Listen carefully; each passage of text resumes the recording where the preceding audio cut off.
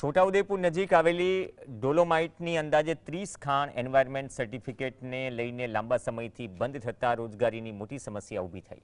આસપાસના ગ્રામજનો માટે રોજગારીનો આ એકમાત્ર સ્ત્રોત છે। ખાણ બંધ થતા 15,000 મજૂરોની રોજીરોટી પર સવાલ ઊભો થયો છે। સાથે ટ્રાન્સપોર્ટ ઉદ્યોગ પણ સીધી અસર હેઠળ છે। અંદાજે 300 જેટલા ટ્રકના પૈડા થંભી ગયા છે અને પથ્થરમાંથી પાવડર બનાવતી ફેક્ટરીઓ બંધ થતા રોજગારીનો વિકટ પ્રશ્ન। सांसद जसु राठवाए आ मामले संसद में मुद्दो मूक्यो छे।